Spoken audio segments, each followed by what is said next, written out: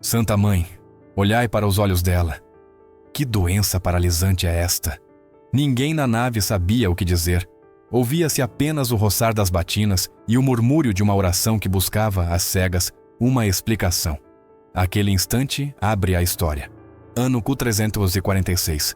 Inverno. Um dia gelado em Vadana. Brígida, uma nobre sueca de 43 anos, desmaia durante a missa. Não cai como quem se sente tonto e recupera o ar. Cai como se uma mão invisível tivesse apagado, de golpe, o corpo inteiro. Para quem a rodeia, o seu olhar é o mais perturbador. Olhos abertos, fixos e, no entanto, ausentes, como se a vida seguisse lá dentro, mas tivesse virado a cabeça para outra parte. Era viúva e era mãe de 8 filhos.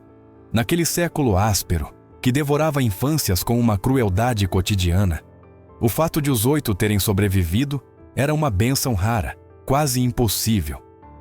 Por isso, vê-la estendida no chão, com o rosto imóvel e a respiração incerta, tinha algo de ruptura, como se a própria ordem do normal tivesse rachado diante do altar. Levam-na para um lado, com pressa contida. A cena empurra para uma conclusão rápida, aquela que sempre chega quando o medo manda. Ela está morrendo. Preparam os últimos ritos, como se faz quando já não resta mais nada senão acompanhar o fim. Mas o relato insiste no contrário. Ela não estava morrendo. Brígida estava vendo, estava olhando para algo que nenhum vivo deveria olhar. Algo que a missa, com todo o seu silêncio, não podia nomear. Quando volta, não o faz com alívio.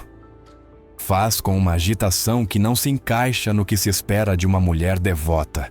Há lágrimas, há estremecimento, há uma urgência desesperada de colocar para fora o que a atravessou. Os sacerdotes perguntam-lhe o que viu, e então chega a frase, curta, pesada, como uma porta que se fecha atrás de vocês. O confessionário é um campo de batalha. Não a entendem, não ainda. Mesmo assim, a frase fica no ar. Não como uma ameaça teatral, mas como uma advertência íntima. Quem a ouve sente, embora não saiba explicar, que algo se deslocou, que o perdão não é automático, que a misericórdia não é mecânica simplesmente. Porque o confessionário, para muitos, era um lugar de palavras e rotina, de culpa ordenada e fórmula repetida. Mas na boca de Brígida soa choque, há risco, há algo que se ganha ou se perde. Se é um campo de batalha, quem combate ali? Que forças se enfrentam quando um pecado é pronunciado em voz baixa? E o que acontece se o que é dito não coincide com o que o coração sustenta? O que vem depois amplia essa pergunta. Durante os 27 anos seguintes, Brígida receberia mais de 700 visões. Não foram sussurros vagos, nem imagens que se evaporam ao amanhecer. Foram experiências que os seus confessores registraram com cuidado. A igreja olhou para elas com atenção, examinou-as, debateu-as. Alguns viram nelas um chamado severo, uma luz incômoda. Outros suspeitaram que o perigo não estava no que Brígida dizia, mas no que ela obrigava a pensar. E entre todo esse caudal, houve uma visão com a qual a igreja lutou mais do que com qualquer outra. Não por ser extravagante, mas por ser direta. A visão do que realmente acontece no mundo invisível, quando um pecado é confessado. O que Brígida descreve não se parece com uma metáfora piedosa. Parece uma estrutura revelada, como se a realidade tivesse levantado um véu e deixasse ver o andaime que sustenta o que nós consideramos simples. Até aqui, a única certeza é o tremor que essa ideia deixa. Se a confissão não é apenas um trâmite, se é uma cena onde algo se move no invisível, então cada palavra pesa de forma diferente. Então a pergunta não é apenas o que eu disse, mas com que verdade eu disse. E se a verdade não está na língua, mas no coração? O que acontece quando o coração mente enquanto a boca pede perdão? 6 meses depois daquele desmaio que deixou os sacerdotes gelados na capela lateral, Brígida disse que voltou a ser arrancada do visível. Não contou isso como um sonho, mas como se a realidade se tivesse aberto por um instante e por trás se visse algo mais profundo, algo que normalmente permanece oculto. A frase que tinha pronunciado ao acordar, de que o confessionário era um campo de batalha, começou a tomar forma com uma nitidez inquietante. Diante dela apareceu um confessionário, mas não estava vazio. Viu um jovem ajoelhado, de cabeça baixa, respiração contida, e o sacerdote que o ouvia. E viu também uma terceira presença. Ao lado, de pé, alto e radiante, havia um anjo que segurava o que parecia ser uma taça com água. Não era uma imagem doce nem decorativa. O anjo não sorria. O seu rosto era inexpressivo, atento, como se não estivesse ali para consolar, mas para vigiar. Atrás do jovem, Brígida distinguiu algo que não deveria estar num lugar assim. Uma criatura agachada, com um corpo retorcido e uma mão estranha como se tivesse dedos demais. Não atacava com barulho. Não precisava. Mantinha-se perto, colada à sombra do rapaz, esperando o momento exato em que uma palavra se tornasse fraca, em que a verdade se quebrasse, em que o medo ganhasse terreno dentro do coração. O jovem começou a confessar, e então o anjo inclinou a taça e começou a derramar a água, não no chão, mas sobre a cabeça do jovem. Brígida viu que a água brilhava levemente, como se tivesse luz dentro. Caía, e ao cair, parecia tocar algo que não era carne. Era como se atravessasse a superfície e lavasse uma parte interior que nenhum homem pode limpar por si só. Enquanto a água descia, a criatura reagiu. Brígida viu com clareza. Estremeceu, tensou-se, como se aquilo doesse. A água continuou a cair, constante, e chegou-se a um ponto em que a criatura desapareceu da cena. Mas o que impressionou Brígida foi que, mesmo depois de essa presença se desvanecer, a água não parou. Continuou a fluir, como se a misericórdia não dependesse do medo do inimigo, mas da verdade do penitente. A visão, no entanto, não parou nesse alívio. Brígida viu que, antes de desaparecer, a criatura tinha puxado os pés do jovem, como se quisesse detê-lo, impedi-lo de avançar. Não era uma luta física, era uma resistência invisível, uma gravidade que tentava mantê-lo preso ao que era, ao que tinha sido, ao que ainda se recusava a soltar. E mesmo assim, o jovem continuava a confessar. Então ocorreu o mais desconcertante. A água começou a espalhar-se para além do confessionário. Já não era apenas um ato íntimo fechado numa cabine de madeira. A corrente, segundo Brígida, encontrou um leito e começou a mover-se em direção a outros, fora da igreja, em direção a pessoas na cidade que não estavam presentes. E quando a água lhes tocava, ela via um piscar fugaz sobre as suas cabeças, um brilho mínimo, como um sinal. Nesse instante, apareceram imagens breves, quase como lampejos de memória. Rostos de pessoas a quem se tinha feito mal, pecados que tinham ficado sem reparação, feridas que tinham sido escondidas durante anos. E o que Brígida viu foi ainda mais estranho. Um por um, esses rostos transformavam-se em pessoas que se levantavam e caminhavam em direção ao confessionário, como se algo os chamasse de dentro, como se o arrependimento de outro tivesse aberto neles uma fresta pela qual, finalmente, podia entrar a verdade. Aí Brígida compreendeu a ideia que mais desconcertou quem ouviu o seu relato. Uma confissão feita com um coração verdadeiro não fica em quem a pronuncia. Tem um efeito que se derrama. Pode alcançar outros. Pode empurrá-los a olhar para o que tinham evitado olhar. Pode provocar uma cadeia de confissões, uma após a outra. Como se a verdade, quando dita de verdade, não apenas limpe, mas desperte. Brígida disse que a igreja não sabia o que fazer com isto, porque não era um detalhe piedoso, era uma afirmação incômoda, que uma confissão pode transformar-se num ponto de arrasto para outras almas, que o invisível se move de formas que ninguém controla. E se é assim, então a pergunta torna-se inevitável. O que acontece quando alguém confessa sem verdade quando diz o correto, mas retém o essencial. O que acontece com essa corrente quando o coração não se abre totalmente? Brígida disse que, depois de ver a confissão do jovem e a água que se espalhava como uma corrente viva, o mundo espiritual escureceu. O brilho desapareceu. No seu lugar, apareceu uma cena semelhante, mas invertida, como se a luz tivesse retrocedido e tudo estivesse coberto por uma claridade cinzenta, opaca, imóvel. Ali, ajoelhada diante de um sacerdote, estava uma mulher. A sua postura era perfeita, a sua cabeça inclinada, as suas mãos juntas. Poderia parecer uma penitente exemplar, mas Brígida notou algo inquietante. Os seus lábios moviam-se, pronunciavam palavras corretas e, no entanto, o ar à sua volta permanecia imóvel. Não havia água, não havia vibração.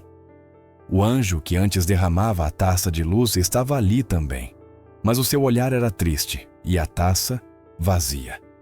O sacerdote que a ouvia parecia distraído. Não levantava a vista, nem respondia com empatia. Murmurava as fórmulas de cor. Nesse silêncio insípido, Brígida viu que algo rastejava pelo chão, uma sombra fina que se dividia em três. A primeira arrastou-se até o ouvido da mulher e parou junto à sua cabeça, inclinando-se como que para ouvir. A segunda moveu-se em direção ao sacerdote e envolveu os seus pés, parando mesmo na borda da sua batina. A terceira permaneceu entre ambos, suspensa, olhando para a cena com um movimento imperceptível, como se alimentasse da distância entre eles. Brígida compreendeu que essas sombras eram o que a voz lhe chamara de as testemunhas do engano. Não eram demônios no sentido clássico, mas resíduos de falsidade. Alimentavam-se da ausência de amor. A mulher continuava a falar, e cada palavra que pronunciava saía da sua boca como fumaça, que subia um instante e depois desaparecia. Nenhuma palavra deixava rastro. Brígida viu que, onde o jovem tinha derramado água viva, a mulher apenas deixava cinza flutuando. Então, a voz explicou-lhe que essa era a confissão falsa. Não necessariamente uma mentira consciente, mas o ato de pronunciar os pecados sem querer realmente abandoná-los. É a confissão de quem diz o necessário para aliviar a mente, mas não a alma. De quem busca ficar em paz consigo mesmo, não com Deus. Na aparência, a ordem, piedade e compostura, mas por dentro, a pedra. Quando a mulher terminou de falar, o sacerdote levantou a mão e pronunciou a absolvição. Por um momento, o ar pareceu ficar tenso, como que esperando algo. A mulher levantou-se, deu um passo, e atrás dela apareceu uma porta luminosa, branca e serena, igual à do jovem da visão anterior. Mas quando tentou aproximar-se, a porta não se abriu. A luz continuava ali, bela e pura, mas inalcançável. A mulher não chorou nem pareceu surpresa. Simplesmente virou-se e partiu. O anjo fechou os olhos e a taça desfez-se em pó. Brígida viu que onde a porta desapareceu, abriu-se outra passagem. 3 salas revelaram-se uma após a outra, como se fossem os níveis internos de uma alma. Na primeira, havia figuras ajoelhadas que murmuravam orações sem som. Pareciam repetir frases conhecidas, mas não havia emoção nelas. A segunda sala estava cheia de pessoas caminhando em círculos, com os olhos abertos e os lábios fechados, sem saber para onde iam. Na terceira, reinava uma calma total, sem movimento, sem voz, sem choro. Tudo estava quieto, mas não em paz. A voz disse-lhe: "Estas são as 3 câmaras da alma morna. A primeira é a do temor, onde se confessa para evitar o castigo. A segunda é a do orgulho, onde se confessa para conservar uma imagem de virtude. A terceira é a do esquecimento, onde a confissão se tornou rotina, e a alma já não sente nada." Brígida sentiu dor ao compreender que essas almas não eram pecadoras no sentido comum. Não eram criminosos nem hereges. Eram os que tinham cumprido, os que tinham falado, os que tinham seguido o rito sem o coração. Disse que a visão era mais dolorosa que as anteriores, porque não mostrava maldade, mas vazio. E compreendeu que esse vazio era mais destrutivo que a culpa, porque a culpa, ao menos, dói e pode ser redimida. O vazio, por outro lado, acostuma-se a si mesmo. Então a voz mostrou-lhe algo mais. No canto da terceira câmara havia uma janela minúscula. Dela emanava uma luz quase imperceptível. Brígida perguntou o que era, e a voz respondeu: é a graça que espera. Nunca se apaga, embora não a procurem. Permanece ali, esperando que uma única lágrima verdadeira caia. Porque uma única lágrima sincera basta para derrubar todas as paredes que a alma construiu. Quando a visão terminou, Brígida acordou chorando. Não por medo, mas por vergonha. Disse ao seu confessor que aquela mulher podia ser qualquer pessoa. Uma esposa, uma religiosa, um homem piedoso, inclusive ela mesma. Que o mais terrível do pecado não é o ato, mas o hábito. Porque a alma que se acostuma ao perdão sem arrependimento deixa de ouvir a voz que chama. E quando a alma deixa de ouvir, nem mesmo o céu pode obrigá-la a abrir a porta. Brígida disse que, após a visão das 3 câmaras da alma, o silêncio tornou-se absoluto. Sentiu que o ar pesava mais, como se a própria criação aguardasse uma revelação. Então apareceu uma luz branca que não provinha de nenhuma fonte visível. Não era uma chama nem um sol, mas uma claridade viva, flutuando sobre um espaço sem chão. No meio dessa luz, começaram a aparecer figuras. Não eram homens, nem anjos, mas presenças sem forma completa. Seres que olhavam com uma atenção perfeita, sem julgamento nem emoção. Brígida compreendeu que eram as testemunhas da alma, os que observam cada confissão e cada palavra que se diz perante Deus. Eram os observadores do silêncio, os que veem o que o ser humano não quer ver de si mesmo. A voz explicou-lhe que estas testemunhas estão presentes em cada confissão, invisíveis, registrando não as palavras, mas a verdade interior. Quando o penitente confessa com um coração contrito, a sua luz acende-se como um fogo suave que acende. But quando as palavras são ditas sem sentir, as luzes apagam-se. Brígida observou então como algumas luzes piscavam, outras tornavam-se estáveis e muitas, simplesmente, se extinguiam antes de alcançar o céu. A cena mudou. Apareceu um confessionário adornado com mármore branco, vitrais coloridos e velas acesas. Dentro, um sacerdote esperava, sentado, com as mãos cruzadas. Não tinha má intenção, mas o seu olhar estava vazio. Parecia um homem vencido pelo hábito. Um ancião entrou lentamente e ajoelhou-se para confessar. A sua voz tremia. Notava-se que carregava algo há muito tempo. Brígida viu que a sua alma irradiava uma luz pequena, mas verdadeira. E, no entanto, o sacerdote ouvia sem ouvir. Respondia com frases decoradas, olhava para o outro lado, pensando no que faria depois da missa. Então, ocorreu algo inquietante.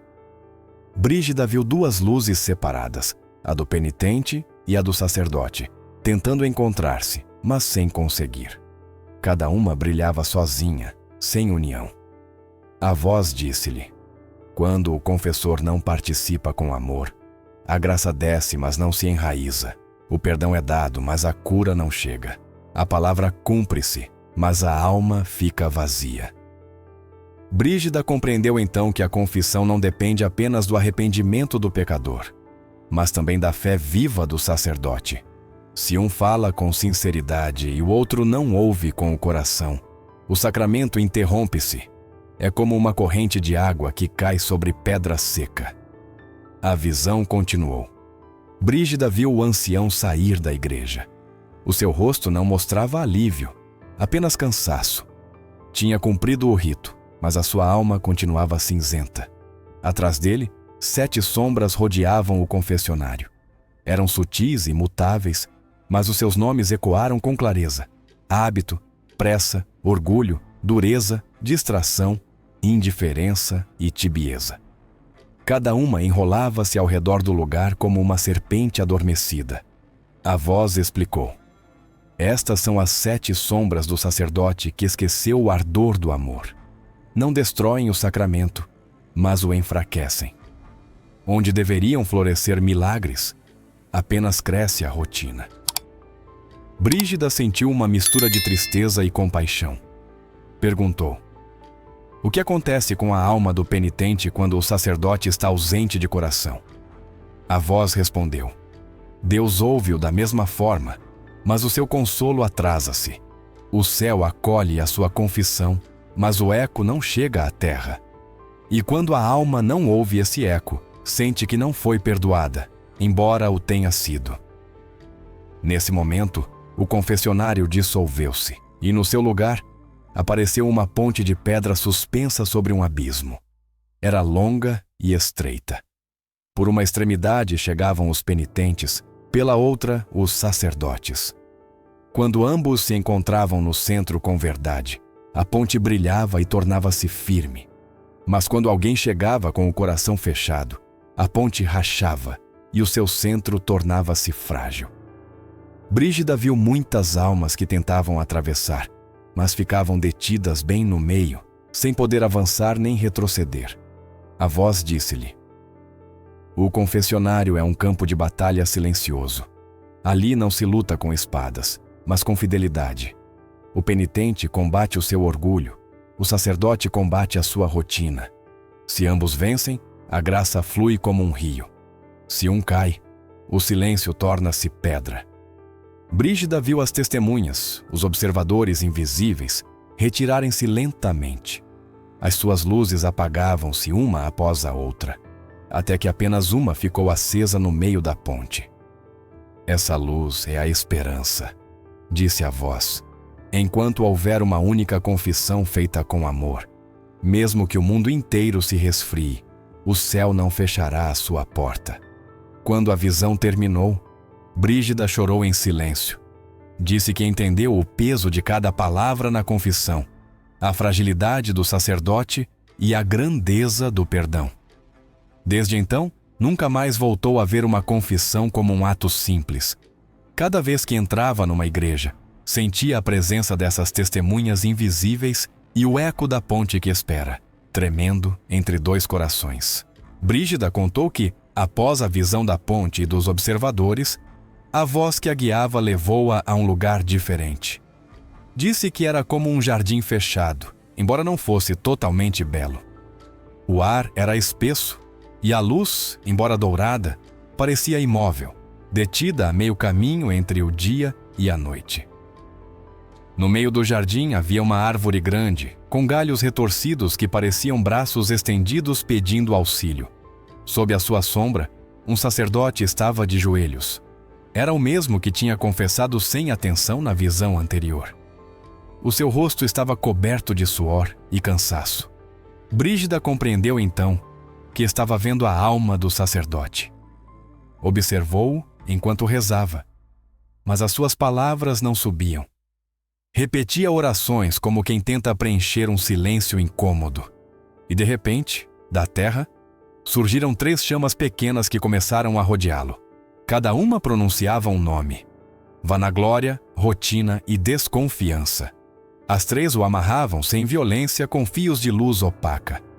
A voz disse: assim ficam presos aqueles que administram o perdão sem acreditar no seu poder.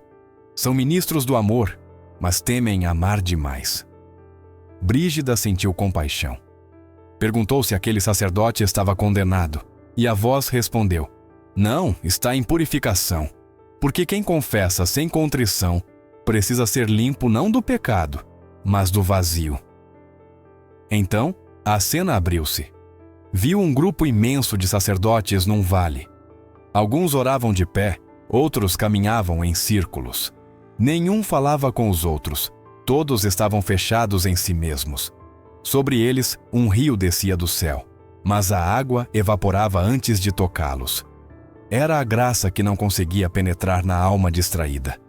Ao longe, Brígida viu uma montanha. No topo, havia uma figura que brilhava como o sol. Compreendeu que era Cristo, sentado no que parecia um tribunal silencioso. Não havia acusadores nem defensores, apenas um olhar que tudo abrangia. As almas subiam uma a uma, levando as suas confissões como flores murchas. Algumas recuperavam a cor diante da sua presença, outras desfaziam-se em pó. Brígida disse que não era um julgamento de castigo, mas de verdade. Cada alma mostrava o que realmente havia dentro. Então, a voz explicou-lhe os 3 movimentos da contrição verdadeira. O primeiro é o reconhecimento, quando a alma se olha sem disfarce e aceita a sua ferida. O segundo é a dor, quando essa ferida sangra e se oferece, não com desespero, mas com humildade. O terceiro é a reparação, quando a alma decide caminhar de novo, embora doa. Sem esses 3 movimentos, disse a voz, o perdão torna-se palavra vazia. Enquanto ouvia, Brígida viu como o vale se enchia de luz. Alguns sacerdotes começavam a chorar, e quando as suas lágrimas caíam, a água do céu, finalmente, descia. A árvore retorcida do jardim endireitava-se lentamente, e os seus galhos reverdeciam. As 3 chamas que antes amarravam o sacerdote apagavam-se uma a uma. Então compreendeu que até mesmo aqueles que falharam podem ser restaurados, se o seu arrependimento for sincero. A cena mudou novamente. Desta vez, Brígida viu algo que descreveu como o Éden sem inocência. Um jardim perfeito, mas sem alegria. Ali caminhavam almas que tinham confessado toda a vida, cumprido os seus deveres, mas nunca tinham amado de verdade. Estavam em paz, mas não em gozo. A voz disse-lhe: o paraíso não se conquista com o hábito, mas com o amor. A alma que confessa por obrigação limpa-se, mas não floresce. De repente, o céu abriu-se e um vento suave começou a soprar sobre aquele jardim. As folhas moveram-se e o ar trouxe um eco distante, uma melodia quase humana. Brígida disse que era o eco de todas as confissões verdadeiras, um murmúrio que subia até ao céu e descia como chuva sobre as almas que esperavam ser tocadas. Cada palavra sincera pronunciada na terra encontrava a sua ressonância nesse canto, e compreendeu que a misericórdia divina não se perde. Simplesmente espera o seu momento para agir. A voz falou mais uma vez: nada do que se diz com verdade se perde. Nenhuma lágrima cai em vão, mas cada mentira, cada palavra vazia, constrói um muro invisível que depois custa derrubar. O homem confessa para se aliviar. Deus ouve para transformá-lo. E entre um e outro, a alma deve decidir se quer ser curada ou apenas consolada. Brígida ajoelhou-se, sobrecarregada pelo peso do que via. Disse que compreendeu que o verdadeiro sacramento não ocorre no ouvido do sacerdote, mas no coração do penitente, que o perdão é um fogo que não se impõe, mas que se acende quando a alma se atreve a ser completamente sincera. Quando a visão terminou, a voz pronunciou uma última frase: não temas o julgamento, teme o vazio. Porque o julgamento purifica, mas o vazio apaga a alma. E nesse instante, o jardim encheu-se de luz. A árvore voltou a florescer. O vento cessou e Brígida sentiu-se em paz.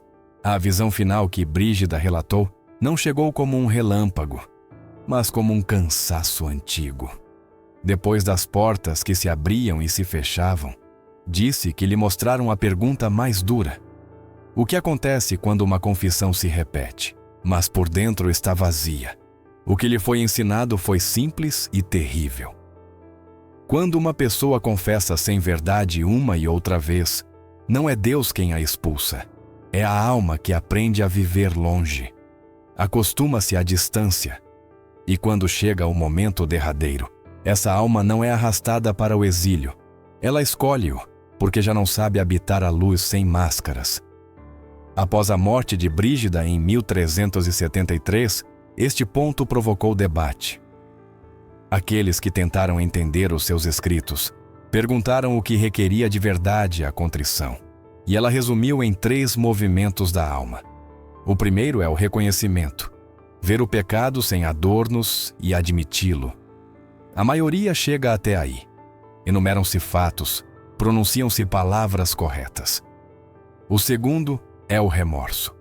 Não a vergonha de ficar mal, mas a dor real por ter ferido a Deus. O terceiro é a renúncia, a decisão concreta de deixar o pecado, embora custe. Brígida insistia que muitos param no primeiro movimento.